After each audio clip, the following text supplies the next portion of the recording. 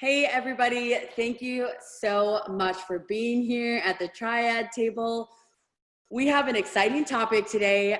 We are talking about the topic of ownership. And I know that all of us have been talking all week on our Instagrams about it, in a private chat that we're all in. It's been a hot topic. So, one of the things that keeps coming up is really thinking about the weight that your language and actions of ownership lays on your child, the adoptee. We all are feeling like we're pulled in different directions. I mean, I think about my life just today. I'm not an adoptee, but I was pulled in a work direction, home, relationship. We're pulled all over the place. But for adoptees, there's an extra layer on top of that. And really that feeling happens for a birth mother too. I mean, I feel, I did lose a sense of ownership. I know a lot of birth mothers feel like that. We lose our parental rights, but does that mean the child is no longer ours? It's a really tricky topic. So today we're going to tackle this subject and have an open and honest conversation. So let's get started. So first, Claire, I have heard you say, I think in one of your posts this week, this phrase. So there's so much geared towards making adoptive parents feel comfortable. I want you to expand a little bit more on that in relation to the topic of ownership. Okay, so in my mind, the classic adoption narrative that we see, mostly geared toward domestic infant adoption industry in the United States specifically, is geared toward marketing and making adoptive parents feel comfortable within their decision to adopt. And so the way I see that from professionals, not all professionals, but a lot of professionals, is language that is intended to just almost equate adoption as if it were equal to bringing a child to your home via like a biological child, like pregnancy. So there's a lot of trying to downplay a lot of the negative effects of adoption and up the positive effects.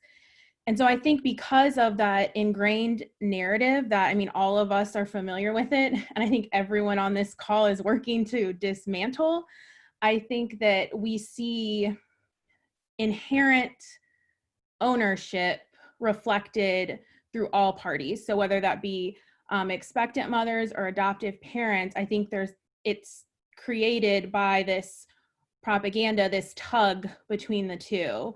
And what that means is for adoptees like me, we grow up with this narrative. We grow up with our adoptive parents being comfortable in their decision, being comfortable not having to discuss these hard topics, being comfortable not having to explicitly acknowledge our biology.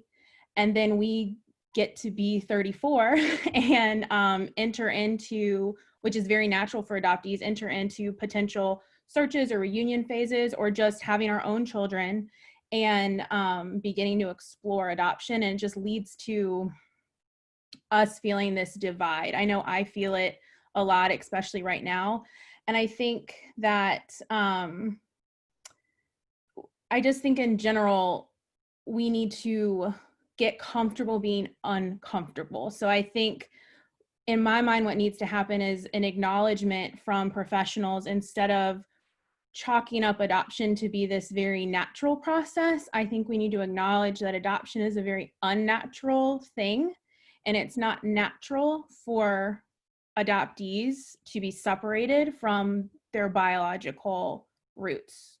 And to me, that's kind of lays the foundation for being able to bring up topics like this in a healthy way so we can all own it and keep it rolling, like move it forward. Does that make sense? It totally does. And it's so interesting because before I met Ashley, I always used to say adoption's so beautiful, it's so beautiful, not necessarily talk about the negative parts of it. And then I met Ashley, and Ashley talks about that. She's open about it because adoption is unnatural. Does it mean it's wrong? No. Can it be done more ethically? Yes. So I like that you said that. And I think, Krista, I saw something you posted this week about that too, getting uncomfortable or getting comfortable being uncomfortable. Maybe you want to tag on there. Sure. Yeah, I mean, I think it's one of those things where you just have to realize, I know for me, this is not every adopted parent story, but for us, for my family, I did not come to the decision of adoption because of infertility. And that is the typical narrative. That's the assumption that I get all the time. And that was just not our story. It's just how we felt led to adopt, is how we feel we were supposed to grow our family. My husband and I both have social work backgrounds. And so like, we did not come to this as like rainbows, butterflies. Like, we had been working in child welfare. We knew like there's a lot of uncomfortable conversations that happen, that you don't hear about, kind of like what Claire was saying with like that narrative. And so I think as adoptive parents, like, we have to own that.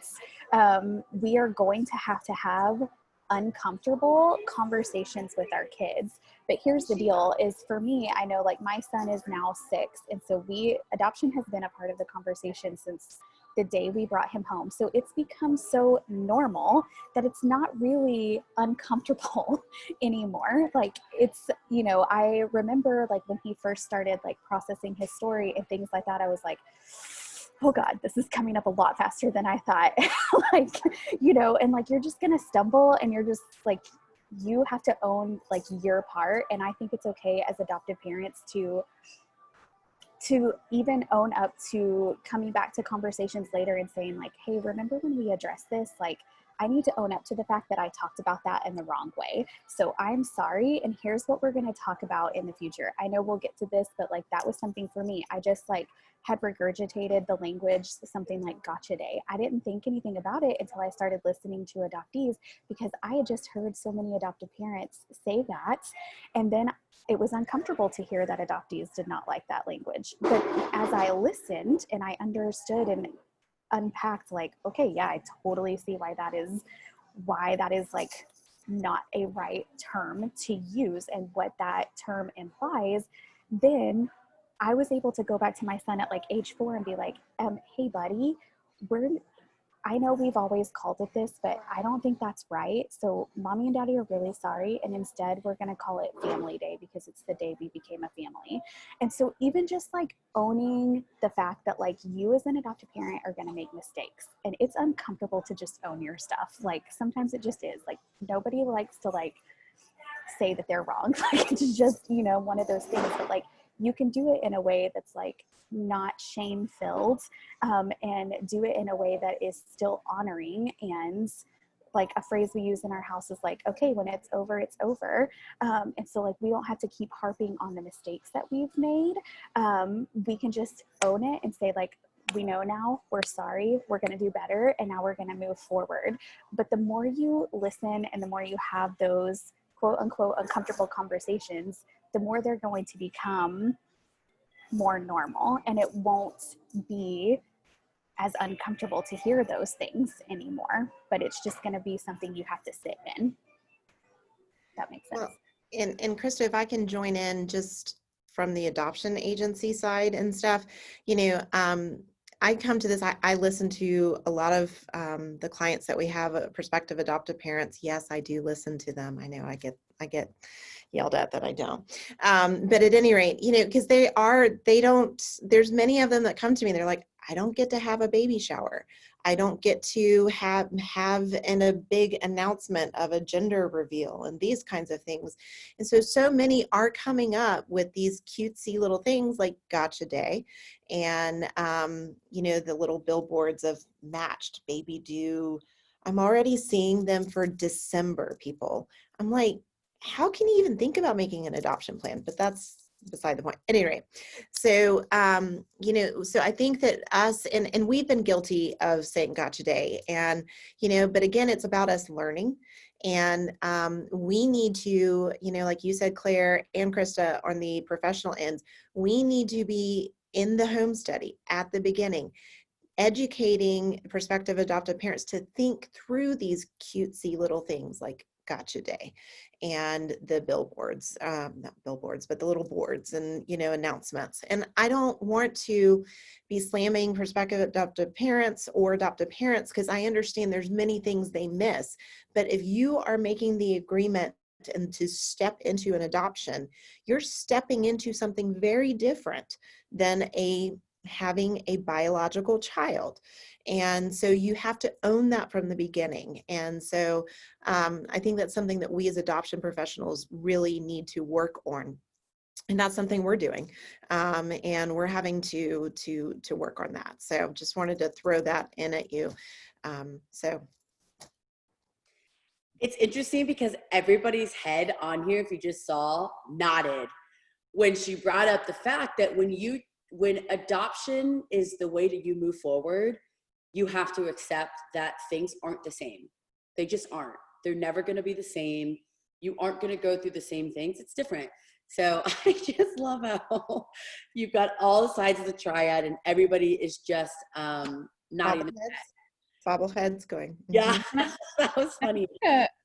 Another thing an adoptive parent mentioned to me today regarding this conversation was that they struggle with that possessive language because they don't want to add to the burden of making their adoptee feel different or like out of place. Do you know what I mean? Like, especially if you have other biological siblings in the household, it can get a little hairy at times. And so, I mean, and I think that's what we're kind of saying here is that inherently as an adoptee, like I am different than my parent's biological child. I'm just always going to feel that way. It's not anything they did. It's just the sheer fact that I am literally picked up and placed in an entirely different family. And so that's where I think, Carrie, you're saying, I mean, like, it's so spot on, is we just have to accept the fact that adoption is different. And yeah, I think that's like the grounding principle of this whole thing, right? Absolutely. So I've got a question for Allison. So you said something this week that really caught my eye. So you said we have to give them a new story, a new narrative, one they can own and carry forward with confidence. The new story, one that respects the whole human being, is the adopted child. No one owns them. Tell me more. Yeah. So I spend a lot of time talking to parents whose parenting experience is not what they thought it would be, whether that's with adoption or whatever. For me, it usually comes back to like a diagnosis that their child received, or a disability that their child has received, like a diagnosis, a label, whatever it is. And when I process this with them, what we often do is we talk through stories and scripts and narratives, which all of you are using that language, and so it just fits right in. But we talk through all these scripts that they were given about what parenting should look like, or what parenting does look like, and we work to deconstruct it. So we break it down, we deconstruct and ask, where did I get this message that all kids should be talking by the time they're 2 years old? Or where did I get this message that life spent as a wheelchair user is inherently miserable or less valuable? Have I even talked to someone about that who experiences life as a wheelchair user, you know? And we just get really curious about that without shame, and we deconstruct that. And when we deconstruct them, it's only then that we can rewrite what it means to be a parent to the unique children that we are parenting. And I think that you can just almost exactly apply that to adoption, right? Especially with the concept of ownership. So like, when did we get the message that adopting a child can look exactly like having a child biologically? Where'd that come from? You know, it came from, I love what Claire said, it came from marketing. It came from, you know, a lot of times it came from marketing. It came from the bottom line of some really big companies that are making money off of your desire to be a parent. And so that is the way that I think of this idea of ownership. And so I think that one of the bigger parenting scripts that we're given is that our children are ours. And, you know, like whether it happens through biology or through adoption, like that child is ours. And then we start applying, and they're still ours. Like, it doesn't mean you can't say that your child is yours. It doesn't mean your child can't call you mom. You know, it doesn't mean that. It's not about only the words. It's about this idea that we can own anybody, or that anybody can own anybody. And I really think that not just in adoption, but bigger picture in parenting, we think of our kids as this like moldable, shapeable, you know, I can create in them what I want or what I set out to create in them. And that's a pretty dehumanizing way to think of a fully human infant, or however old a child is whenever they're adopted. Like, if they're fully human when we bring them home, then we're just kind of a guide, you know. We're not owning them, and we don't have as much control as we think we do, which is another huge lesson there. But so I guess that the concept of owning our kids, I think that's harmful as in parenting in general. But I think that in adoption, the harm is highlighted. The families are more vulnerable. We're able to see the harm more easily.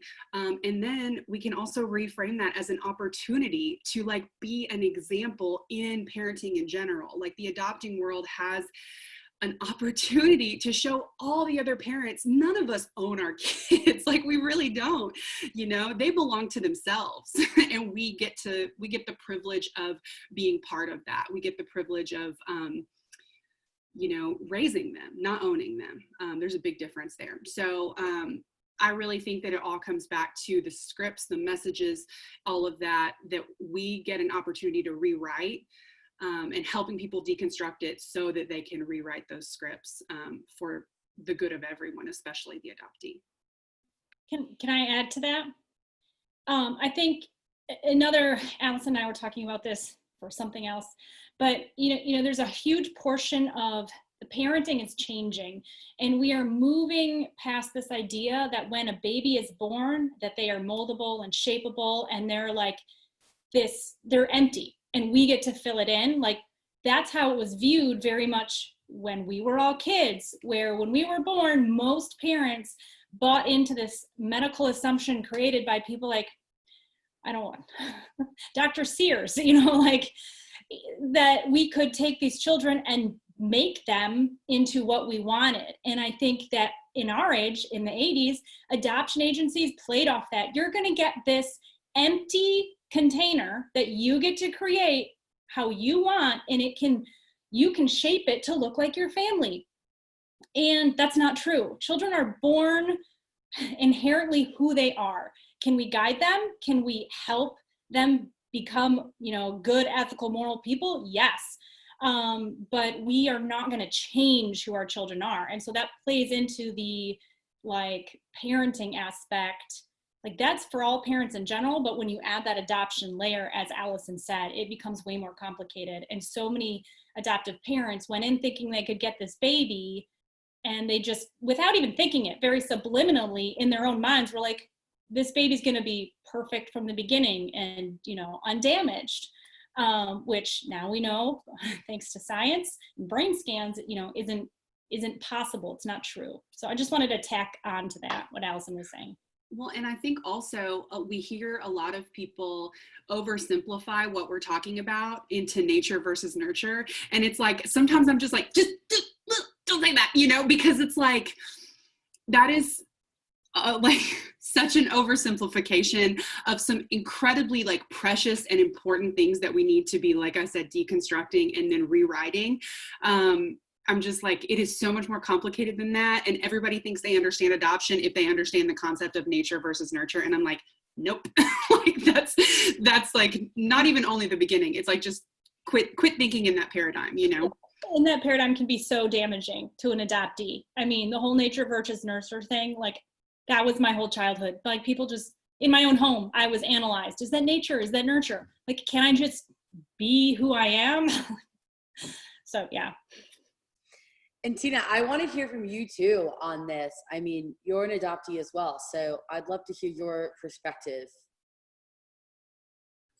Okay, so I think for me, in my opinion, and like I just said in the chat, I think that this idea that a child is a sponge or they are, you know, fully moldable as an infant, and that's why people want infants to adopt. That's my opinion on that, because they're fresh, they're new.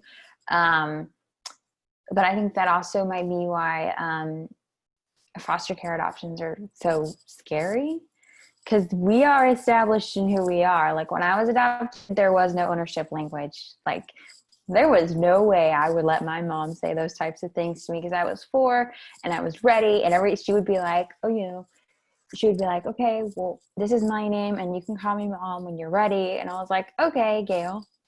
Like, I was like, nope. I was like right up in there. Like, you can't tell me what to do. I have a mom. So I think sometimes that adds, you know, a level of intimidation when it comes to foster care, because we are often very strong, established, maybe overly like developed, like ahead emotionally because of what's happened. So in my experience, like I just like I don't remember who it was, but like just having those Krista, having those hard conversations early, like that's what I grew up into. Like it was natural. We always talked about it. You know, people always ask me, how did you know you were adopted? I was like, well, I was there in court. Like I remember that. So I think, you know, and then having those hard conversations, you know, I know there were many before court day. I know that there were many, you know, after and for years to come. And, you know, I just don't really remember. I know that there were many times when my parents came back to me and restated or apologized for things that they said. And I think more times it wasn't like language choices. It was like attitude or emotional responses sometimes, because sometimes they would get like hurt or offended by something that we asked or said, and they would respond appropriately, but like their tone of voice or anything like that would like make us cry or something. So I think that's, you know, part of it too. Like, so for me, I had my parents coming back to me and saying, I'm sorry, I said the truth, but I said it in a way that you could tell that I was hurt by what you said. And I think that that was really important for me too, because I saw that there was room for hard conversations from the beginning, and that there was room for me to be sad and to acknowledge that this was hard. And I was never, like, there was never this environment of you're adopted and you should be thankful for it. Like, that was never a thing at all. My mom actually worked very hard to encourage me to see in some ways she had to encourage me to see the good in my life, because I was so down. And there was good in my life. Like, she would tell me, you are with your brother forever and no one can take that away from you.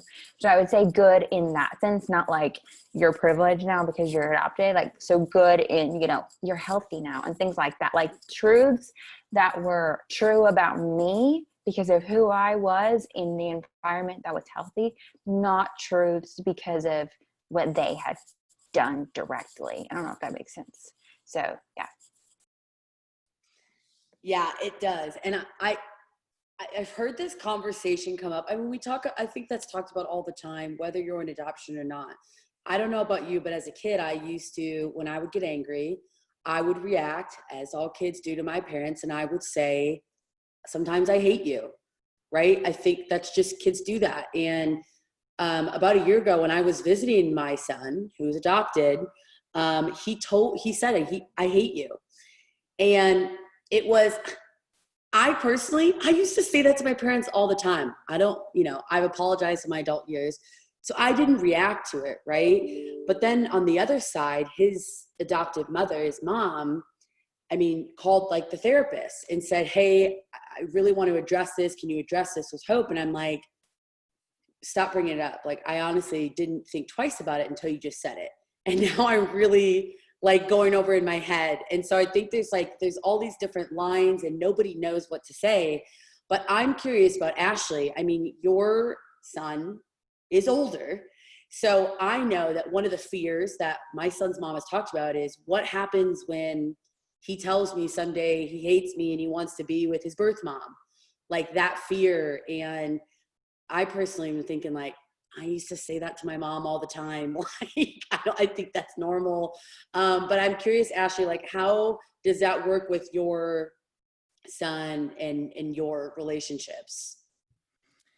Yeah, so shifting gears just a little bit into the personal relationship piece of the ownership, you know, I think there's something really importantly we need to understand too, is when all of us, before we all come into adoption with a title already slapped on us, okay? And the industry does that with the Triad and puts us in our corners individually to keep us apart into our own separate spaces and puts a title on us, okay? And so as individuals, as humans in society, we want to have value. What's our value? What's our value? And that comes down to the titles that are given to us, okay? And so in adoption specifically, when we're putting titles on these individuals, that says that you have value only in this, and you have value only in this, and you have value in this. And so when hopeful adoptive parents are coming to the table, especially just from what I've seen, especially if they've come through infertility, they want to have value. And so being a parent, being a mother, the value that we've put on this language and these titles, they want to cling on to that and never let that go. And so that leaves little room for navigating an open adoption relationship that isn't about titleship, right? And so, and that's been a really huge thing. I loved when Allison was talking about simplifying like the language with like nature versus nurture. I see that all the time when adoptive families are like, I don't even remember what the saying is, but something like, you don't need, love is equal to DNA, or love is enough, or whatever the phrase is. You guys know what it is. Like, love makes a family. Like, it doesn't have to be DNA. And it's just over justifying your title. Like they feel like they constantly need to earn the fact that they're mother. I constantly need to earn the fact that I'm mother because it didn't come to me biologically. And so I have to own it through all of these things that I'm doing. So that people see me as a real mom. Okay. And again, all of that language and the intent behind the language and what that means. And so, so my son, Derek, that I placed is 14 years old, and, my husband and I have 2 children that we parent. And so we have a huge relationship that are all involved in our open adoption. And Derek came to sleep over just this past weekend. And without a doubt, when I'm in a room with hopeful adoptive parents, you hear the gasp when I say sleepover. They're like, and I'm like, I give him back. It's kidnapping if I don't return the kid. Like, it's fine. But they can't in that space comprehend, and that's not the expectation of open adoption, but they can't comprehend releasing that. And I think 100% hope, like you said, that is deep rooted in fear that they're going to come here and connect with that biology that they don't have at home. That's going to, and they're so terrified that that Derek's going to choose me over them. I think he absolutely needs that connection with his biology. He expresses that by needing to come and sleep over with me. He says, I need to go and see Ashley and be around Ashley and my half siblings. And so he gets to come and spend that time with us and get that feel, get that connection. And then he gets to go home when he's ready. And I think there's one very important piece in this language that we're missing, is that his need for me does not diminish role. We have roles, rights, and responsibilities in raising our children, not ownership over our children. And if we can understand the roles, rights, and responsibilities and the different things that we bring to the table that serve him, then we will be way better off than just the titleship of mother. Who gives a crap about that? Being a parent half the time sucks anyway. I don't know why people are like, this need to be a parent, but because I don't know where that came from. But what we have to do and what we have fought to do for us in ours is to say, Derek as an adoptee will absolutely have potentially places where he feels like he has to put on a face for one group of people or one group of people. But our number one priority is to make sure that we are not putting him in the middle where he feels like he has to choose, that he can show up and be in this space with his biological mother and feel safe and accepted here and poured into here. And then he can go home and it's fine. And he can have his mom pour into him. You know, he can tackle me through my front door when he comes to visit and tackle her on the front lawn when he's ready to go home. And it doesn't matter. It doesn't make me feel less of a mom. It doesn't make her feel less of a mom. But what it does is make Derek feel like a kid that's loved and can show up in any capacity that he needs to. And I think on the personal relationship, we had to get over a lot of our own shit to be able to be present for him. And let go a lot of that insecurities and jealousies, and he calls you mom and not me, and I'm going to say he's my son even though he's your son. All when we get caught up in that piece, then we cause the damage. That's where we cause the damage. If we just show up and understand what our role is to serve him, then we don't have a problem. Can I add something? I'm just, from listening to everybody kind of talk, I'm seeing a theme, and the theme is that prospective adoptive parents are coming to the table of adoption and they haven't dealt with things yet. They haven't dealt with whatever loss there is. They haven't dealt with whatever the void is in their life that they have not filled it. And there are parents that have children to fill voids. And there are prospective adoptive parents who adopt children to fill voids. I don't care if they're biological or not. Nothing's going to fill that void. You know, I mean, for me, I believe the only person that does is Jesus. That's me. You know, but children aren't going to. So I'm hearing this from, you know, our adoptees. It's funny, all our adoptees are over here. And then our birth moms and our, you know, I mean, everybody. And the theme is we've got to come to this table and we've got to deal with our crap before we come to the table. And again, adoption professionals, that's our job at the home study process. That is our opportunity to be dealing with the crap. And then also when we're working with expectant moms, you know, in a loving way, we need to be working through what their expectations are, what has brought them to this moment. And then continuing that, because then we're going to have a healthier relationship for the adoptee. But I'm just seeing this trend of what everybody's saying, and we have got to be responsible for ourselves. We've got to come to the table healthy, and adoption professionals need to demand that when we sign off on that home study, when I say they can adopt, that doesn't mean they're not an axe murderer. That means that they're not an axe murderer and they're emotionally ready to adopt. So that's my piece. Is that, Carrie, so in a home study, when you do these checks, is mental health a focus?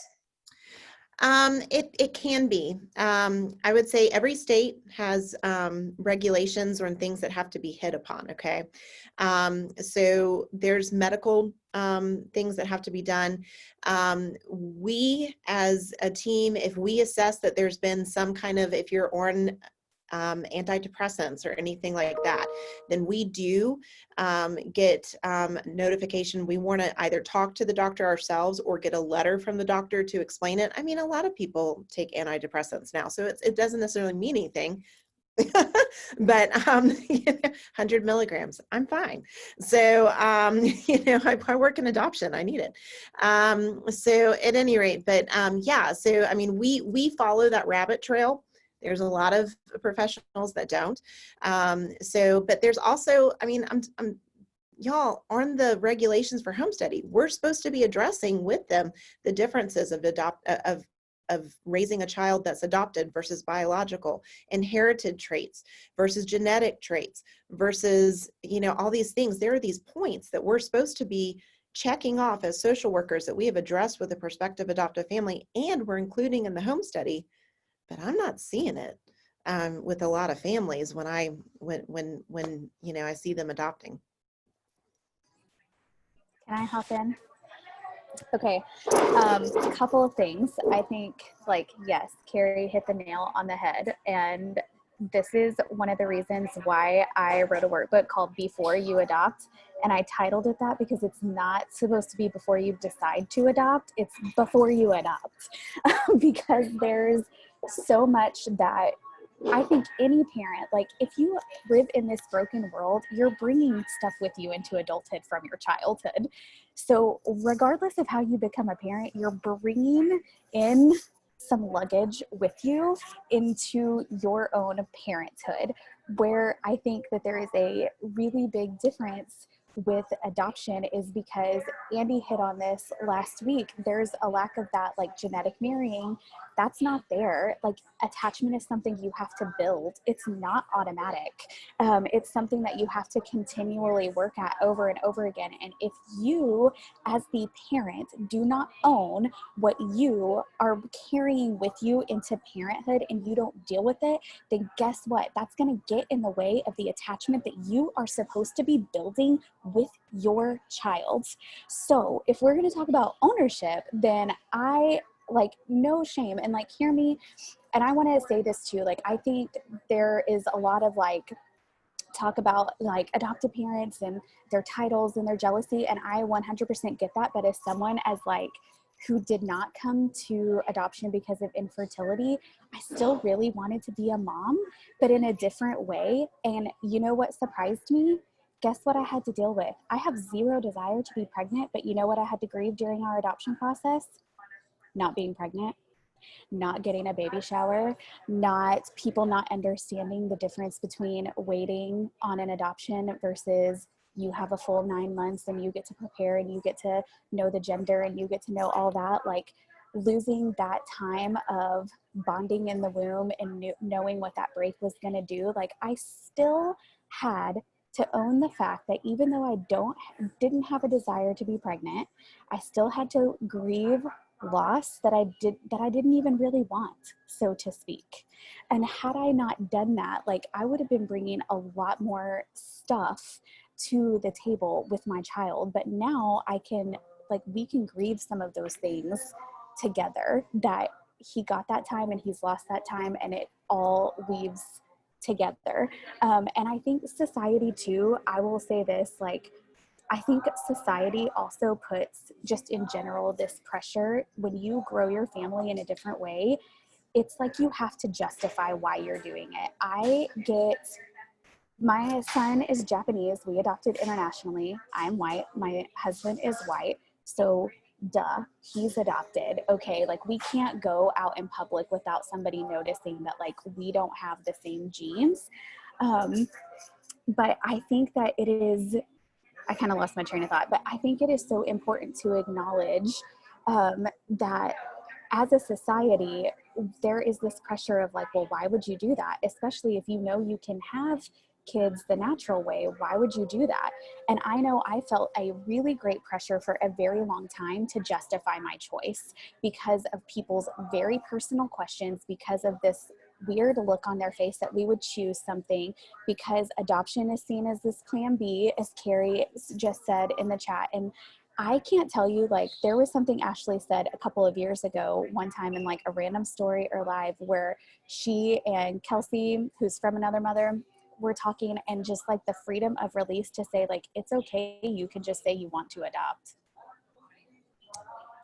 Like there doesn't have to be this big ethereal, like we're called, dove came down from the heavens and the sky opened wide and we were led across the waters.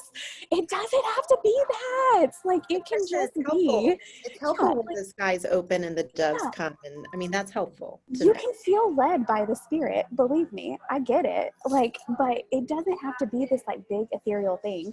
But I think as because adoption is still is always going to go under like this transformation as more science and more research comes out. Like I think that as a society, like I feel the pressure from just like normal everyday people at the grocery store to justify my choice to grow my family in the way that I did.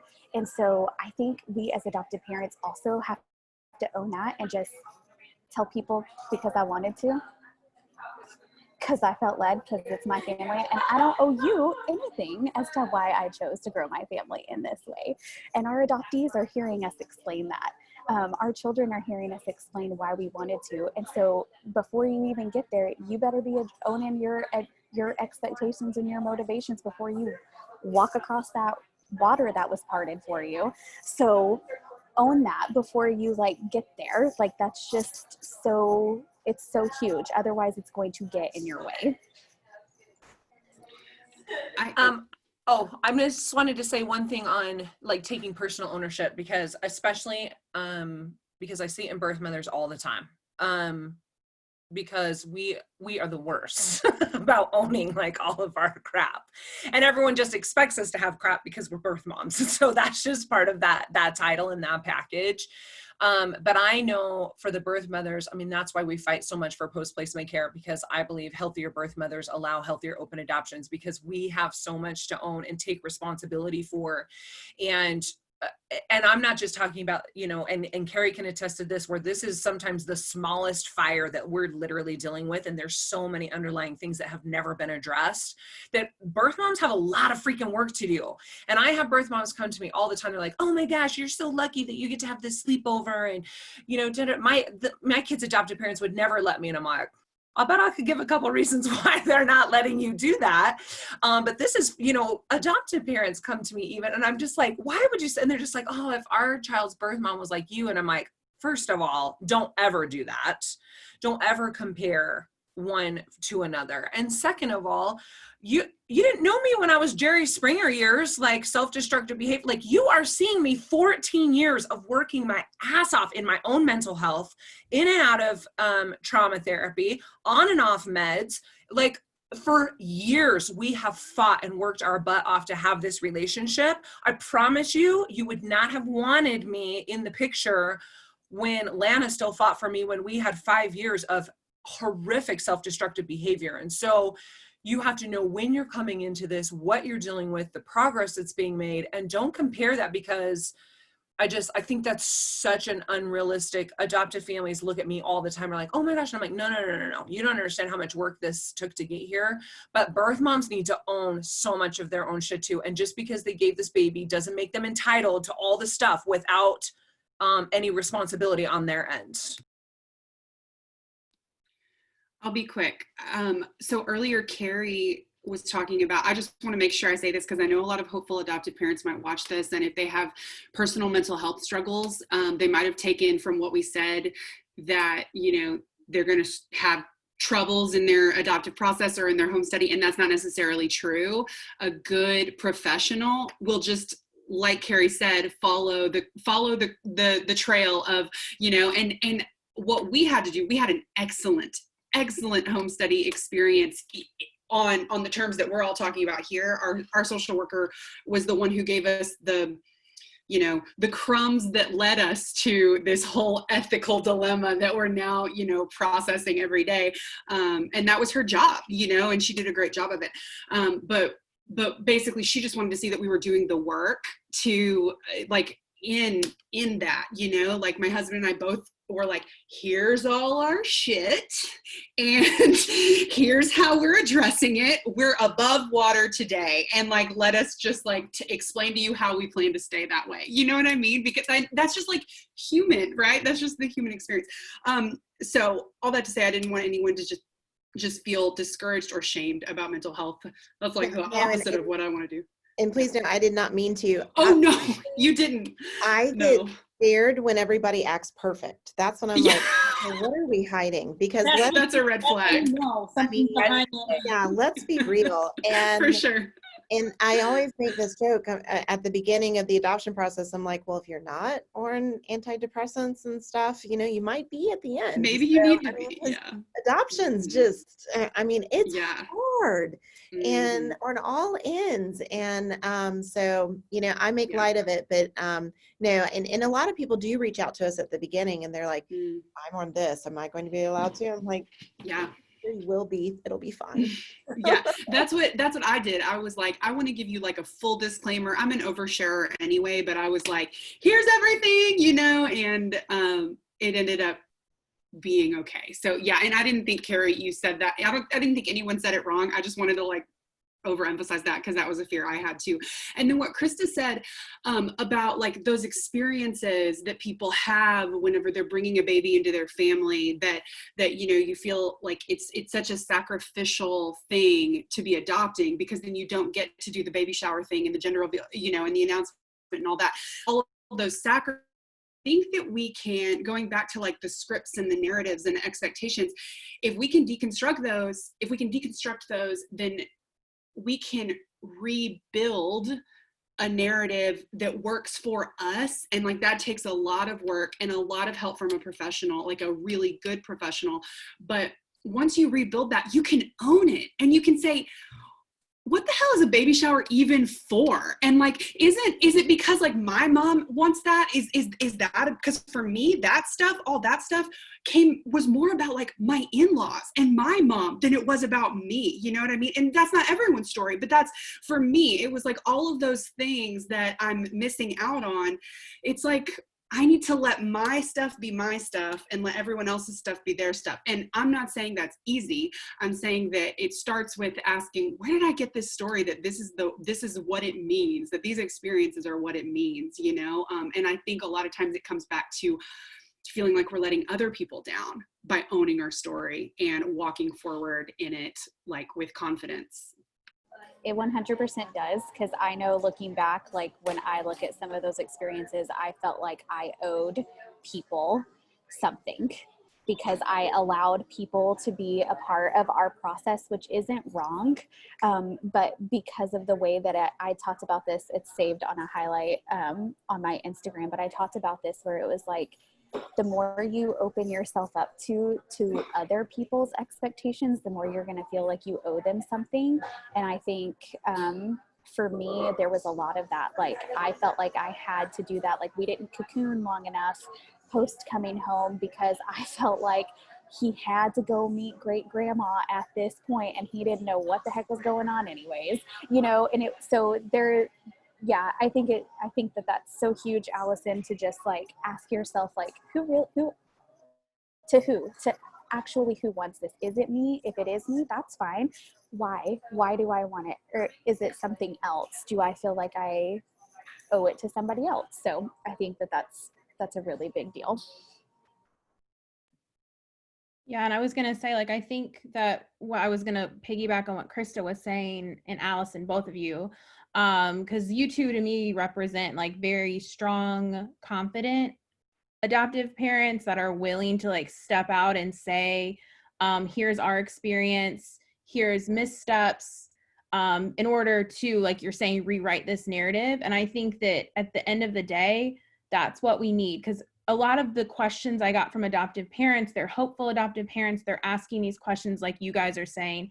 When can I celebrate with my community? How do I basically appease the masses with my adoption announcement? Can I have a baby shower? Like all of these things. And I think that adoptive parents like want to do the right thing, but they also don't want to let everyone down. And I think that it takes a really, really strong person to be confident in their reasoning for adopting. And it could just be because I wanted to, right? It takes a really strong, confident person to be able to set your boundaries and know that we know what the adoption narrative tells us. We know what our community tells us. We know what our church tells us. We know what this Instagram influence, like, you know, we know what all these people did, but no, this is what I'm going to do. And if you don't like it, then you don't have to be a part of this with us, right? And so I think a lot of it, and I mean, we do it too, even in the non-adoption community. I mean, there's things that we all do for other people. But I think when you're talking about adoption, everyone has to be really intentional about their actions. So I 100% agree with both of the things that you guys said. Yeah, and I want to make it clear, because I think sometimes I get told that I'm too hard on other adoptive parents, but I always like want to make it clear. It's like not like I like started off as like some woke adoptive parent. Like y'all, we've all made mistakes. Like you heard me. I used to use Gotcha Day. That was like 2-3 years ago. That wasn't that long ago. And so I think it's, again, own your stuff. You don't have to, like, you're never going to be like 100% perfect. You're never going to be 100% prepared. I think we need to do a lot more preparation for adoptive parents and hopeful adoptive and foster parents. And I'm really passionate about that, because I think the more preventative we can be on the front end, you're gonna see healthier relationships between members of the triad, if that's possible, and things like that. But like, shame is not a good teacher. So I never ever want another, like, I'm speaking to adoptive parents, to feel like you're being shamed if you're doing these things. I think what we're asking you to do is, can you please sit at the table and lean in and listen, and maybe unpack why you feel this way, and then can we just take the next step? Can we just take, like, can we just own what our place is in the next phase of these uncomfortable conversations, and know that, like, you're gonna make mistakes, to be okay, and to own the fact that you're gonna make mistakes, but do own them, and then do better, and take that next step. Shame is not a good teacher. I'm a huge, like, shame is not a good teacher. Shame is not a good motivator for anybody. And so I just want to make that clear. Like, no one comes at this at, like, walking in perfection. So that's that. I love that. And honestly, I feel all the time as a birth mother, actually, I don't know if you feel this, but I have to justify. It's just a natural thing. Like, if I tell someone I'm a birth mother, I'm like, okay, think of all the reasons why you are, and then regurgitate them right now before they judge you or they say something. But we have a couple minutes left, so I just wanted to call out, does anybody have any final tips, advice, anything to give all the people listening about our topic today? I would say be introspective. We need to be looking within ourselves first, come to the table. Oh, hey, sweet girl. And I don't think we're saying baby showers are bad. It's just when we're doing these things, and not celebrating the fact that an expectant mom has said, I want you to, adopt my child. It's just being respectful about that, knowing that she could change her mind, she could parent, thinking through these things more. We all need to be thinking through, the gotcha days and these cutesy little things that we've come up with. But I think the big thing is we all need to walk to this table being introspective, working on ourselves, realizing we're not perfect, and nobody's trying to be perfect. We're just trying to survive. I want to add, kind of, going back to the ownership of the adoptee, which is way back at the beginning of our conversation. But when it comes to ownership, if either and in my conversation, the adoptee's in the middle. I always say that the adoptee lives in the in-between. We're neither here nor there. And if we are feeling like our adoptive parents are owning us, or our birth parents are owning us, and there's this push me pull you effect, you, either the birth parent or the adoptive parent, or even family, it's extended family too, let's not lie about that, you are creating damage within the adoptee. It's creating an identity issue. And this is why we see a lot of dissociative identity disorder with adoptees, because, and I have body dysmorphic disorder myself. That's where this comes from, this push me pull you effect, where you are creating damage in your child. When I see adoptive parents or foster parents say things like, denying their birth parents. I literally have a family member who's a foster parent, and they say to these children that they have, you were always ours. You don't belong to your birth family anymore. You're not allowed to talk about them. When I hear those things of disowning the birth family, and my heart breaks, because you've just put that child in in like a no man's land for identity. And vice versa, when a birth parent comes in and is like, that child was mine in the first place, you are separating the love and care that the adoptive family has been giving this child. In my situation, I've literally heard birth families say, you know, you don't need them anymore. Like once we turn 18 and we find our birth families, like, you don't need them anymore, you are ours. I've had that said to me. And I'm like, but that family is the one who picked me off the sidewalk when I fell and scraped my knee. And, you know, they were there for my first heartbreak. And all of that stuff, like you can't, it's not an either or. It never can be an either or in adoption. And I think people go into adoption thinking that they can own and possess, and or in reunification that they can repossess and take back what was taken from them. And I see that a lot in foster care. And again, that's an education thing. It's very complicated in foster care, but you are literally playing, you know, like the game with kids play, man in the middle, where you throw the ball over the adoptee and the adoptee's the ball, and they're so lost and so confused.